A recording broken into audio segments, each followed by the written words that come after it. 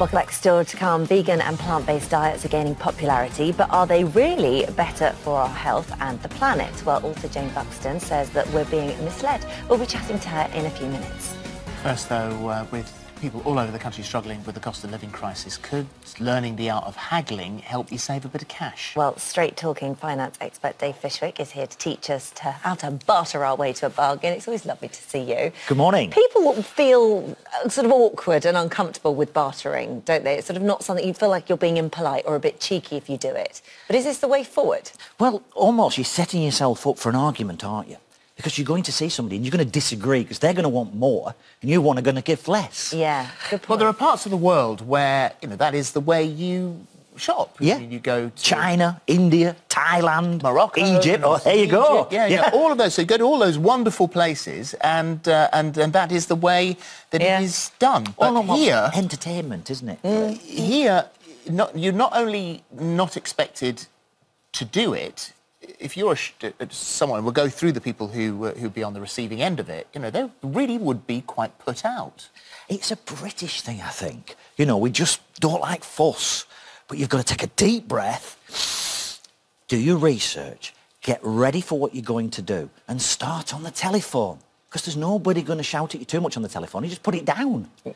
Get the price in your head and start from a very low base. My lads at the garage are going to hate me saying this next word, but bid them off. Matt at my garage will be going, no! Bid them off. Bid them off. Half. Bid them off. So it's a Burnley word. Centre of the universe. So you go in at 50%, start that You low. can always go up, but you can't come down. Right. And it's a little bit like confidence. And confidence, you're not born with confidence. I wasn't. I was a quiet lad. You can't believe it now. But I was small, I was quiet. I remember at school, 12 years old, I was walking down the school corridor. I used to get punched and kicked every day. I was bullied terribly. And I had a pair of National Elf glasses on, similar to these, with a patch over one eye. One side of the glasses sort of tied on with a plaster. And I just had a terrible, terrible time. And one year, it actually got worse. Remember, I'm 4 foot tall, glasses on, patch over one eye. I had an ingrowing toenail. Oh. It gets worse. Really? My mum took me to the shopperist. The shopperist said, look, Mrs. Fishwick, I'm ever so sorry. He's going to have to wear sandals in winter. 4 foot tall, walking down the school corridor, patch over one eye and sandals. And most importantly, did you get half-price sandals? Not at the time, because I wasn't confident. But what are you worth now? Well, more than I was then. So all of those people that bullied you, all of those people that said it can't be done, you have done it. It's about fighting back, Philip. Yes. That's what it is. It's about that day was the beginning of the rest of my life. So you've said research is, so you make sure that you've done that. That's key. Local and independent stores where you can talk face-to-face with someone is another one of the things. Smile, be polite, confident when you're asking for the best deal they can give you. That's important. Be prepared to walk away knowing that there's an alternative elsewhere. So let's go through some of these things. Can you train yourself to haggle? Yes. With confidence, you've almost got to fake it till you make it. And I'll get hammered by the papers for saying that, but it's true. And like I said to you before about putting the glasses on, there's a pair there that've got scuff on because Mrs F put them in a bag and they caught on the nail file. And for 3 days I were in Tenerife, I couldn't see a thing and I was buying everything for half price. And you can't see people's eyes. And that's a big thing. It's about deep breath, looking into people's eyes but with the glasses on, and thinking about what you're going to say next. Get your research right. Work out what you want to pay for that car. A car's a good way of doing it. So if you want to buy a car for, say, £5,000, you're going to get on the phone first and you're going to bid them £4,500 to start with. So you've got £500 off the price before you get there. So when you get there, you're starting at £4,500 instead of £5,000. And there's always a little bit more to get off. So you're then going to get that down to maybe £4,300. So there's a huge jump there from £5,000 to £4,300. You wouldn't get there if you hadn't already got £500 so start the off the phone. What about things like holidays? Can you get a deal on a holiday? Of course you can. Go online first, do all the research, find out the best deal, and then get yourself down to the local travel agents, go and see the manager and say, look, I've got this, can you beat it? Get him on the computer, tapping away.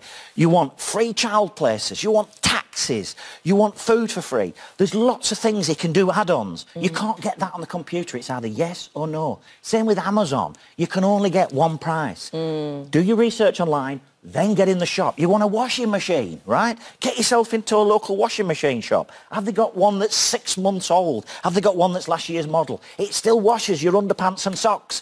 Maybe it has a scratch on the side of it. Brilliant. Will they knock something off for it? You're going to stick it in between 2 cupboards anyway. You're not going to see the scratch. So you say don't try this on text and email because it needs the personal touch. Well, you can practice on the phone. Like if you're going for your Sky subscription or you're changing your mobile phone, get on the phone and say, what will you take?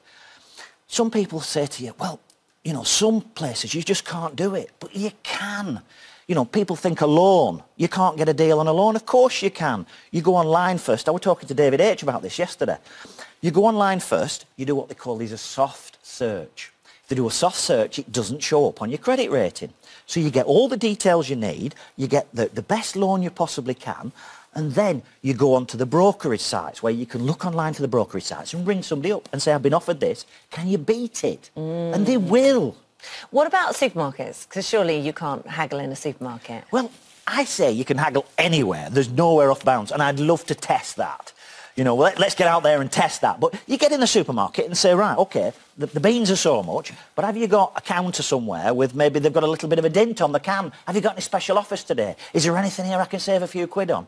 Because every pound you save is a pound you don't have to earn. And if you get 500 quid or £1,000 off a car, imagine what that takes to earn weeks and weeks of wages. But it's only words. It's on the phone. Will you take this? When you get there, deep breath. Nobody's going to punch you. Petrol. That's a really tough one. But do you know what? What I'd do is this. I'd get myself to a local petrol station that, you know, maybe they've got a bit of a service bay at the side, they do a few tyres, and tell them, if I come every week here and fill my car up to the top every week at this petrol station, at the end of the year, will you throw a couple of tyres in? Will you do a bit of a service? Hey, we're not messing about now, are we? It's a very good idea. You literally have an answer for everything. That's what Mrs F says. In the nicest possible way. Yeah. Thank you. Thank you so much. It's really lovely to see you. See you again soon. Thank you. Right, still to come. Will switching to a vegan diet really help save the planet? Author Jane Buxton says when it comes to plant-based food, we're all being misled. So we'll be speaking to her right after this.